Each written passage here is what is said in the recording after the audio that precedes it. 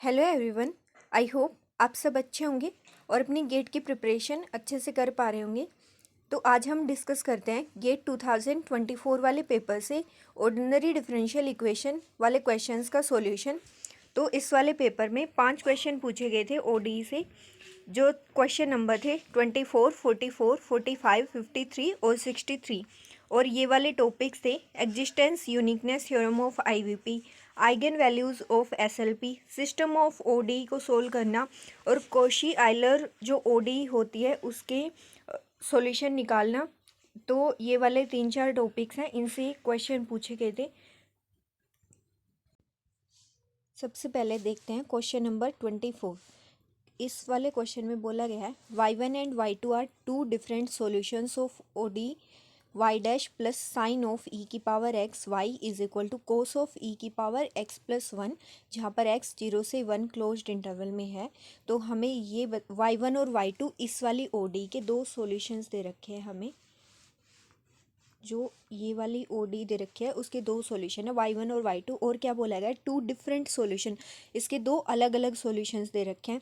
इसका मतलब दोनों बराबर नहीं हो सकते। ये वाले सॉल्यूशंस हैं दो। ये पूछा गया है कि कौन which of the following is general solution of zero on the interval 0 1। तो y1 और y2 के कुछ लीनियर कॉम्बिनेशंस बनाकर दे रखे हैं, जैसे c1 y1 plus c2 y2, y1 plus c into y1 minus y2, जहाँ पर c1 c2 ये रियल नंबर्स हैं कुछ भी। तो सारे ऑप्शंस में ही कुछ y1 और y2 के कॉम्बिनेशंस बनाकर दे रखे हैं। तो ये पूछा गया है कि इनमें से कौन सा भी एक सॉल्यूशन बनेगा। तो y1 y2 तो दो सॉल्यूशन है, और हमें ये बताना है कि इन वाले ऑप्शंस में से कौन सा कॉम्बिनेशन y1 y2 का एक सॉल्यूशन बनेगा। ठीक है, तो इसको तो देखो यहीं पे भी लिख करके देख रखा है मैंने। तो इसमें क्या है, क्योंकि हमें ये पता है जो ये वाली ओडी है, इसको ध्यान से देखो, ये उस टाइप के है ना, dy by d x plus P y is equal to Q type की, जहाँ पर क्यू क्या है, नॉन जीरो है, ये वाला फंक्शन है जो। और ये वाली जो ओडी है वो non homogeneous linear ordinary differential equation है फर्स्ट ऑर्डर की।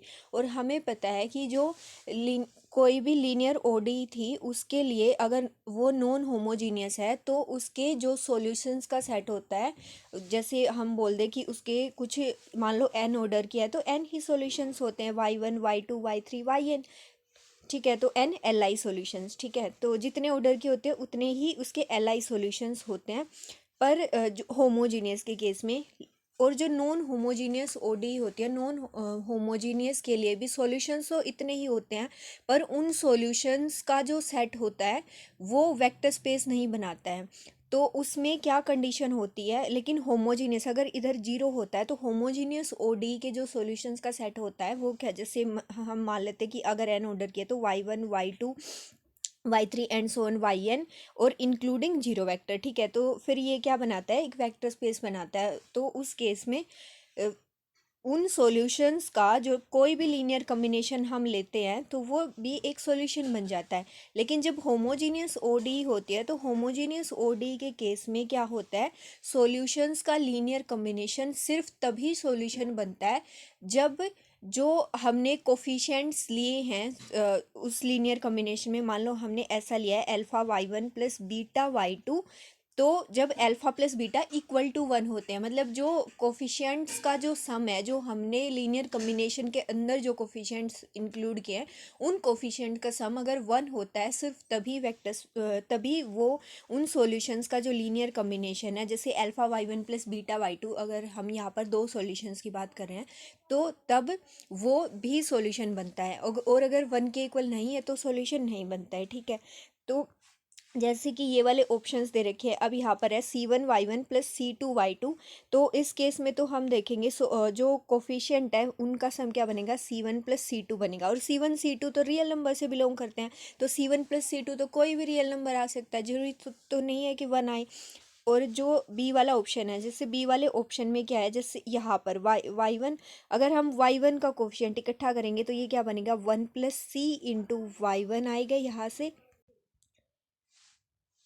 माइनस के सी इंटू वाई टू बनेगा, minus c into y two आएगा। ठीक है, तो यहाँ पर हम बोल सकते हैं कि one plus c into y one minus c into y two, that means alpha into y one plus beta into y two जो हम लेंगे ना, एल्फा की वैल्यू वन प्लस सी है और बीटा की वैल्यू माइनस सी है। तो जब हम एल्फा प्लस बीटा लेंगे तो यहाँ से क्या आएगा, one plus C minus C बनेगा। ठीक है, तो one plus C minus C, that means C से सी माइनस सी से सी कैंसिल हो जाएगा, तो ये वन आ जाएगा। तो इस केस में कोफिशिएंट्स का सम कितना आ जाएगा, वन बन जाएगा। तो ये वाला जो ऑप्शन है, ऑप्शन नंबर बी, ये वाला जो लीनियर कम्बिनेशन है, ये एक सॉल्यूशन बन जाएगा। ठीक है, जैसे कि हम सी में देख, सी वाले ऑप्शन में देखते हैं, यहाँ पर अगर हम वाई वन के कोफिशिएंट देखें, c plus one into y one यहाँ से आएगा और यहाँ से आएगा माइनस वाई टू। ठीक है, तो जब इसके कोफिशिएंट ये कुछ ऐसे बन गए ना, alpha y one plus beta y two. ठीक है, तो एल्फ़ा की वैल्यू तो सी प्लस वन है और बीटा की वैल्यू कितनी है, माइनस वन है। तो जब हम एल्फ़ा प्लस बीटा करेंगे, एल्फ़ा प्लस बीटा क्या आएगा, c plus one minus one, तो यहाँ से हमें ओवरऑल सी मिलेगा और सी तो कोई भी रियल नंबर है, तो हमें ये तो जरूरी नहीं है कि सी की वैल्यू वन आए, तो इसलिए इस केस में भी हम श्योरली नहीं बोल सकते। ठीक है, तो हाँ, यहाँ पर अगर ऐसी कंडीशन दे रखी होती जैसे सी बिलोंग्स टू आर ना दे के सी की वैल्यू वन दे देते, तब बन जाता। ठीक है, तो इसलिए बी वाला सी वाला भी गलत है ऑप्शन। अब ये वाला ऑप्शन ऐसे भी इसमें भी करके देख सकते हैं आप, वाई वन का coefficient c one plus c two आएगा यहाँ से और यहाँ से, और वाई टू का कोफिशिएंट यहाँ से सी वन आएगा और यहाँ से माइनस सी टू आएगा, तो यहाँ से सी वन माइनस सी टू, तो यहाँ से सी टू तो कैंसिल हो जाएगा और सी वन प्लस सी वन टू सी वन बनेगा। फिर सी वन भी रियल नंबर होता है, तो रियल नंबर दे रखा है, तो फिर यहाँ से टू सी वन भी कोई भी रियल नंबर होगा, तो वन आना जरूरी नहीं है। तो इसलिए यहाँ पर ये बाकी सारे ऑप्शंस में वन नहीं बन रहा है, तो वो सारे कैंसिल हो जाएंगे और ये वाला ऑप्शन सही हो जाएगा, ऑप्शन नंबर बी। ठीक है, इसमें कोफिशिएंट का सम वन बन रहा है, तो यही यहाँ पर ऐसे ही लिख के मैंने किया भी है। आप इसका स्क्रीनशॉट भी ले सकते हैं कि जो ये वाला है इसमें दिया गया है कि ये वाली ओडी, यही लिखा है कि ये वाली ओडी नॉन होमोजीनियस ओडी है फर्स्ट ऑर्डर की, तो वाई वन और वाई टू अगर उसके कोई भी दो डिफरेंट सॉल्यूशंस है, और हमें पता है कि नॉन होमोजीनियस लीनियर ओडी के केस में सॉल्यूशंस का लीनियर कॉम्बिनेशन सिर्फ तभी सॉल्यूशन बनता है जब उन लीनियर कॉम्बिनेशन के अंदर जो कोफिशिएंट्स हैं उनका सम अगर वन आ जाए। तो जैसे कि अगर ये तो टू के दो सॉल्यूशंस के लिए था, अगर मान लो हम n सॉल्यूशंस की बात करें, C one y one y two y three y n, तो उस केस में हम कुछ ऐसा लेंगे, मान लो alpha one y one plus alpha two y two, alpha three y three plus and so on alpha n y n. ठीक है, तो उस केस में कोफिशिएंट क्या है, alpha one alpha two alpha three alpha n, तो उस case में क्या होना चाहिए, अगर नॉन होमोजीनियस ही है तो उनके कम्बिनेशन का जो ये हमने alpha one y one alpha two y two alpha n y n का जो लीनियर कम्बिनेशन ये कम्बिनेशन बना है ऐड करके, तो ये सिर्फ तभी बनेगा सॉल्यूशन जब alpha one plus alpha two plus and so on alpha n ये वन के इक्वल आएगा तब। ठीक है, तो इसको हम जनरलाइज भी कर सकते हैं एन के लिए। अब इसके बाद देखते हैं नेक्स्ट क्वेश्चन नंबर 44। तो क्वेश्चन नंबर 44 में क्या दिया गया है, हमें एक इनिशियल वैल्यू प्रॉब्लम दी गई है, y dash is equal to one plus e की power minus of y square, और एक इनिशियल कंडीशन क्या है, y at zero is equal to zero. तो ये वही है ना, जैसे हम ये लिखते हैं d y by d x is equal to f of x y. ठीक है, और साथ में हम क्या लिखते हैं, initial condition y at some initial point x naught is equal to y naught, ये लिखते हैं। तो ये हमें उस टाइप की दे रखी है, इनिशियल वैल्यू प्रॉब्लम दे रखी है। तो यहाँ पर जो वो साइड में एफ ऑफ एक्स वाई होता है उसकी वैल्यू वन प्लस ई की पावर माइनस वाई स्क्वायर है, और जो एक्स नोट है उसकी वैल्यू जीरो है और वाई नोट की वैल्यू भी जीरो है। दैट मीन्स इनिशियल पॉइंट हमारा क्या है, zero zero, that means origin initial point है। तो हमें ओरिजिन के अराउंड सॉल्यूशन की बात करनी है कि ओरिजिन जो जीरो जीरो जो पॉइंट है इनिशियल पॉइंट, इसके अराउंड जो सॉल्यूशन है वो किस टाइप का होगा। ठीक है, तो ये क्या बोला गया है, पहले ऑप्शन दो स्टेटमेंट दे रखी है, ये बताना कौन सी सही है कौन सी गलत है। तो स्टेटमेंट वन में बोला गया है IVP has a unique solution on R, पूरे के पूरे आर के ऊपर इस आईवीपी का यूनिक सॉल्यूशन है। सेकंड स्टेटमेंट में क्या बोला गया, every solution of IVP is bounded on its maximal interval of existence, और ये बोला गया है कि उस सॉल्यूशन का जो इंटरवल ऑफ एग्जिस्टेंस है उसके ऊपर इसके जितने भी सॉल्यूशन होंगे, एक या एक से ज़्यादा जितने भी सॉल्यूशंस होंगे, उनका जो इंटरवल ऑफ एग्जिस्टेंस है उस पूरे इंटरवल ऑफ एग्जिस्टेंस के ऊपर सॉल्यूशन बाउंडेड होगा या बाउंडेड होंगे, हमें ये देखना है। ठीक है, तो ये देखना है कौन सी स्टेटमेंट सही है, कौन सी स्टेटमेंट गलत है। तो पहले तो इसके सॉल्यूशन की बात करते हैं। ठीक है, जब सॉल्यूशन ऐसे ये वाली जो ओडी है इस टाइप की, जैसे कुछ ऐसा दे रखा हो ना, जब d y by d x is equal to some x y, simple type का 1+y² इस तरीके का दे रखा हो, तो हम बिना कोई थ्योरम वगैरह के भी डायरेक्टली उसको सिंप्लीफाई कर सकते हैं। मतलब ऐसे जैसे वेरिएबल, किसी में वेरिएबल सेपरेबल लग जाएगा, जैसे d y by d x is equal to y type का है, तो इधर वाई को नीचे लाएंगे, डी एक्स को उधर ले जाएंगे, तो फिर हम डायरेक्टली सोल्व करके भी देख सकते हैं उस टाइप के केस में। तो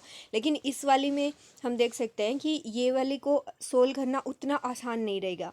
अगर हम इसको सोल्व करने भी लगेंगे तो जैसे अगर मान लो आप इसको ऐसे सोचोगे कि d y by d x is equal to e की पावर -y² + 1। ठीक है, यहाँ से क्या है, ना तो हम इसके वेरिएबल सेपरेट कर सकते हैं, ना फिर ये कोई CR इक्वेशन टाइप की है, ना फिर ये कांस्टेंट कोफिशिएंट टाइप से कुछ बन रही है। तो इसलिए इसको सोल्व करना, डायरेक्टली सोल्व करना मुश्किल हो जाएगा, जितने भी हमने मेथड्स पढ़ रखे हैं वहाँ से। तो इसके ऊपर इसका मतलब कोई ना कोई थ्योरम हमें लगानी पड़ेगी। अब देखो सॉल्यूशन यूनिक है या नहीं है, हमें ये चीज़ चेक करनी है। तो ये वाला सॉल्यूशन यूनिक है या नहीं है, फिर बाउंडेड है या नहीं है। ठीक है, तो इसको देखते हैं जो इसका सॉल्यूशन किया है। ये वाली ओडी हमें दे रखी है, y dash is equal to 1+e⁻² y at 0 is equal to 1। तो इसको हम ऐसे भी लिख सकते हैं d y by d x is equal to this, जहाँ पर ये function f of x y जो लिखते हैं राइट साइड में, ये उसकी वैल्यू है।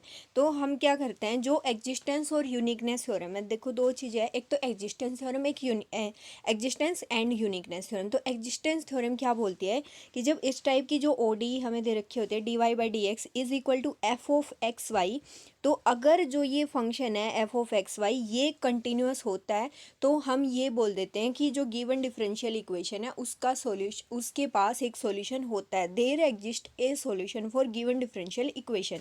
ठीक है, तो वो बताती है सॉल्यूशन की एग्जिस्टेंस की बात, इसलिए हम उसको एग्जिस्टेंस थ्योरम बोलते हैं। तो अब देखो कि ये वाला है, हमें पता है एक्सपोनेंशियल फंक्शन है वो हमेशा कंटिन्यूअस होता है, पूरे के पूरे आर पे कंटिन्यूअस होता है। तो 1+e⁻² भी कंटिन्यूअस है। इसका मतलब जो given f of x y है वो कंटिन्यूअस है पूरे के पूरे आर के ऊपर, मतलब इस वाली इक्वेशन का सॉल्यूशन तो एग्जिस्ट करेगा। तो जैसे यहाँ पर तो इसमें कोई ऐसा ऑप्शन दे नहीं रखा, पर ऐसा भी हो सकता है कि किसी क्वेश्चन में ऐसा, अगर मान लो इसमें ये ऑप्शन बना के दे दिया होता कि नो सॉल्यूशन, तो वो वाला ऑप्शन हम डिस्कार्ड कर सकते थे, क्योंकि हमारा तो सॉल्यूशन एग्जिस्ट कर गया एग्जिस्टेंस थ्योरम से। तो अब एग्जिस्ट कर गया, अब हमें तो ये बोला गया है ना कि यूनिक होगा या कैसा होगा, वो वाली चीज़ देखनी है। सिर्फ इससे तो हमें एग्जिस्टेंस का पता चला एग्जिस्टेंस थ्योरम से।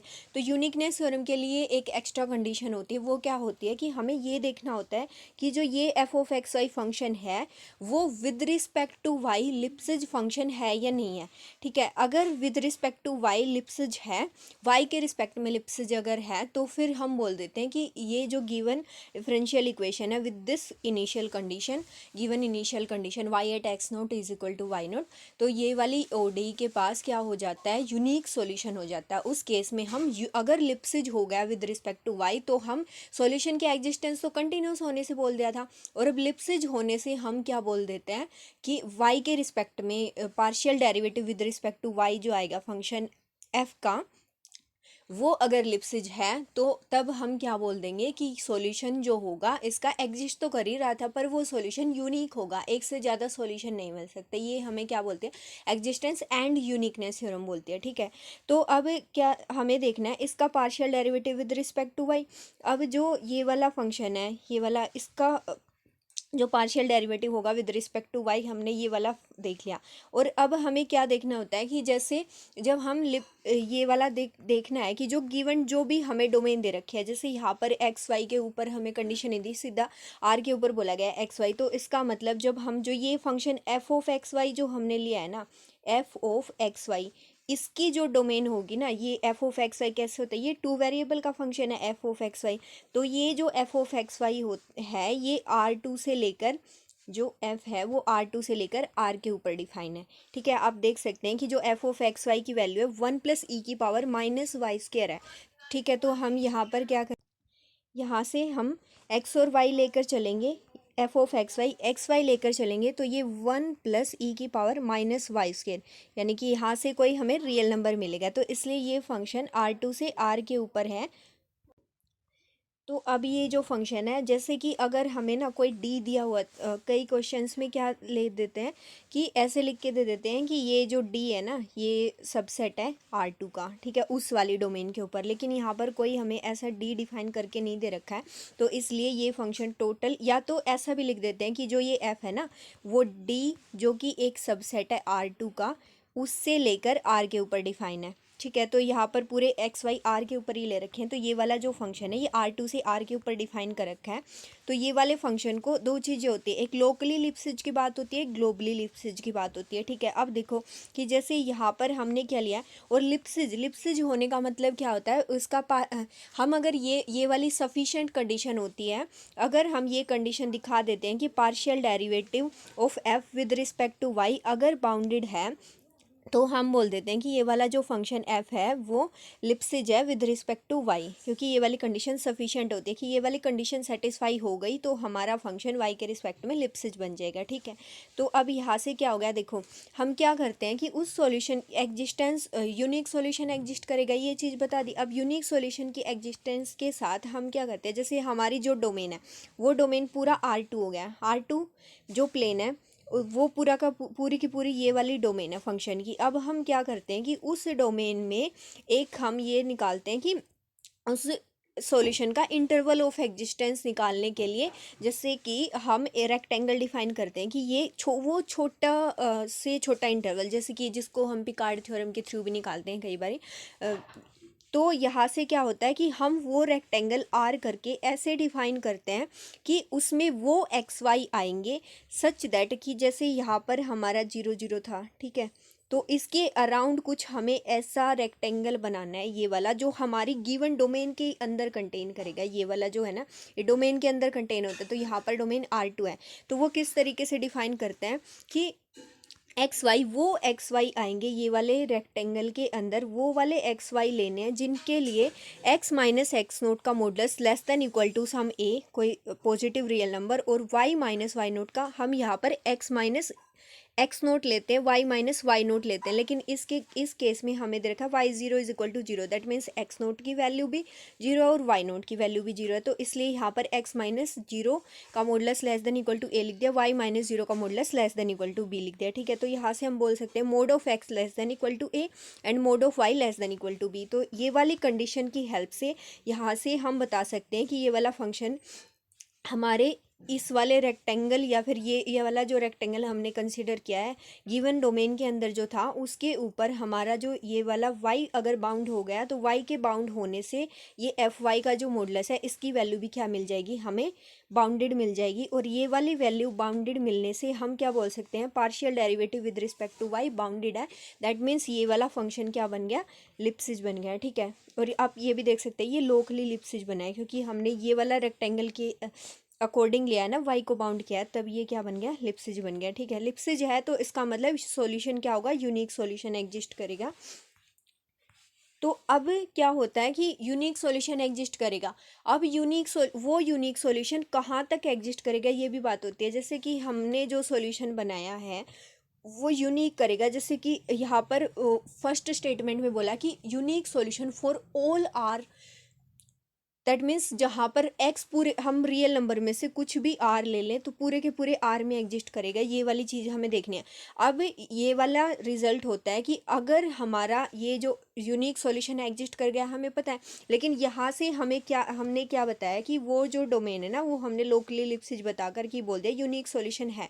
अब ये जो सॉल्यूशन यूनिक होगा वो कहाँ तक एग्जिस्ट करेगा, मतलब कि ये भी तो हो सकता है ना कि किसी पॉइंट के ऊपर आर के किसी पॉइंट के ऊपर एग्जिस्ट ना करे, तो उसके लिए क्या रिजल्ट होता है कि जो ये सॉल्यूशन हमारा आया है उसके बाद यूनिक के बाद चेक करने के बाद हमें क्या देखना होता है, जो function f of x y है, एफ ऑफ एक्स वाई हमारा जहाँ जहाँ पर कंटिन्यूस है उस पूरी की पूरी डोमेन पे हमारा जो सॉल्यूशन है वो यूनिकली एग्जिस्ट कर जाएगा, मतलब यूनिक सॉल्यूशन एग्जिस्ट करेगा। तो जैसे जो एफ ऑफ एक्स वाई जो फंक्शन है वो 1 + e⁻⁻y, ये वाला फंक्शन तो पूरे के पूरे आर के ऊपर एग्जिस्ट करता है और पूरे के पूरे रियल नंबर के ऊपर क्या है, कंटिन्यूस भी है। मतलब वाई की वैल्यू हम कुछ भी रियल नंबर ले ले तो ये वाला फंक्शन 1 + e⁻⁻y² हमेशा कंटिन्यूस होगा।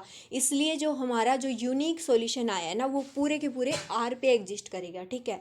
तो यहाँ से ये वाली बात इंपॉर्टेंट है कि जो एग्जिस्टेंस यूनिकनेस थ्योरम थी, एग्जिस्टेंस यूनिकनेस से हमने ये तो बता दिया कि सॉल्यूशन यूनिक होगा, यूनिक सॉल्यूशन एग्जिस्ट करेगा, बट वहाँ पर ये लिखा है ना कि unique solution on R for all x belongs to R for all y belongs to R. तो ये वाली चीज़ इम्पोर्टेंट है कि सारे के सारे एक्स बिलोंग्स टू आर के लिए, सारे के सारे रियल नंबर के लिए सिर्फ तभी बोल पाएंगे हम जब हम ये वाली चीज़ देखेंगे कि जो गिवन एफ एक्स वाई है वो पूरे के पूरे जो आर के ऊपर कंटिन्यूस है भी या नहीं भी है, तो तब हम बोल पाएंगे कि नहीं तो हम इतना बोल पाएंगे हैज़ ए यूनिक सॉल्यूशन, ठीक है।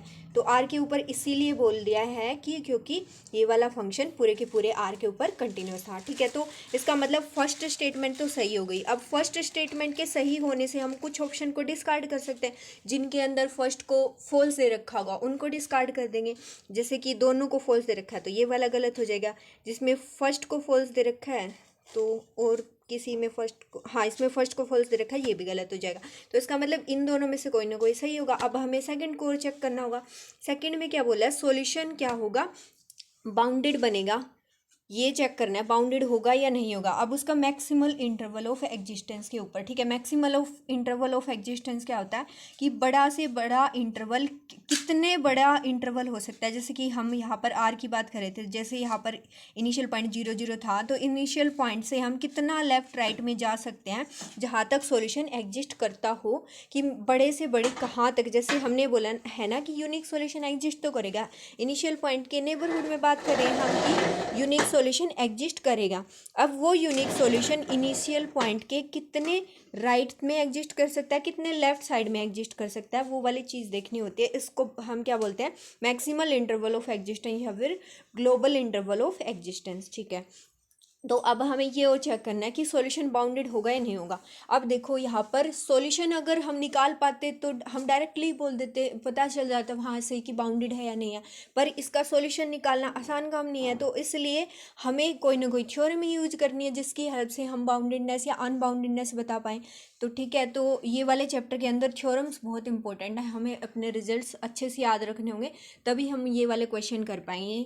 क्योंकि अगर एग्ज़ाम में हम इसका सॉल्यूशन निकालने बैठ गए तो इस ओडी का सॉल्यूशन ही नहीं निकल पाएगा, वही बहुत लेंदी काम हो जाएगा और फिर ना भी बहुत टाइम भी लग जाएगा और निकलेगा भी नहीं और फिर ये क्वेश्चन ही छूट जाएगा पूरा। तो हमें ऐसी ऐसी इतनी अच्छी थ्योरम्स हैं इस वाले चैप्टर के अंदर, जो आईवीपी वाला चैप्टर है इसमें इनिशियल वैल्यू प्रॉब्लम वाला, उन थ्योरम्स को अच्छे से करना है कि बिना उस ओडी का सॉल्यूशन निकाले हम उसके सॉल्यूशन के बिहेवियर को चेक कर सकते हैं। और किस तरीके से कुछ ऐसी थ्योरम्स हैं जिनकी हेल्प से हम क्या करेंगे, उस ओडी का सॉल्यूशन नहीं निकाल सकते लेकिन उसके सिमिलर कुछ ओडीज होंगी जिनका हम सॉल्यूशन निकाल कर उनके साथ कंपैरिजन करके ये बता सकते हैं कि हमारी इस वाली जो गिवन आईवीपी दे रखी है उसके सॉल्यूशन का बिहेवियर कैसा होगा। तो ये वाली चीज़ हमें ध्यान रखनी है बिल्कुल कि कंपैरिजन से हम बता सकते हैं। और इसी कंपैरिजन से आते से होता है, नाम ही है थ्योरम का कंपैरिजन थ्योरम, कि हम क्या ये वाली जो थ्योरम है अभी इसी का यूज करेंगे। जैसे यहाँ पर क्या होता है, ये जो स्टैंडर्ड ऐसे हम लिखते हैं ना dy/dx, ठीक है, dy/dx is equal to f of x y हम लिखते हैं, ठीक है। और यहाँ पर जो इनिशियल कंडीशन कुछ होती है y@x0 is equal to y0 होता है, ठीक है। तो हम क्या करते हैं, कोई दूसरी ओडी मानते हैं साथ में, कोई दूसरी ऐसी ओडी है जो कि कैसी है, dy/dx इज इक्वल टू यहाँ पर एफ ऑफ एक्स वाई की जगह पर जी ऑफ एक्स वाई बन जाएगा उसमें, और इनिशियल कंडीशन सेम रहेगी, यही y@x0 is equal to y0। तो यहाँ पर सेम इनिशियल कंडीशन के साथ जहाँ पर सिर्फ कितना चेंज होगा कि जैसे हम यहाँ पर हमारी गिवन जो ओडी है उसमें एफ ऑफ एक्स वाई है कोई फंक्शन, और दूसरी जो हमने कंसिडर करी है उसमें कोई function g of x y है, और वो किस तरीके से है कि जो ये वाला जो जी ऑफ एक्स वाई है ना, ये वाला स्ट्रिक्टली लेस देन है एफ ऑफ एक्स वाई से, ठीक है, तो उसके साथ हमें कंपैरिजन करना होता है।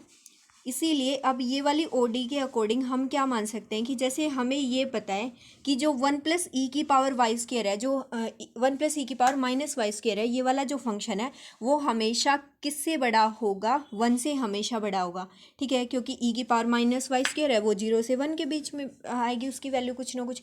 तो इसलिए अब ये वाला जो है 1 से हमेशा ग्रेटर देन होगा। तो हम एक दूसरी ओडी कंसिडर करेंगे y'=1 मान के, जहाँ पर इस ये 1 क्या है, g(x)y। ठीक है, और ये g(x)y स्ट्रिक्टली लेस देन है f(x)y से, जो हमारा ये f(x)y दे रखा है इससे।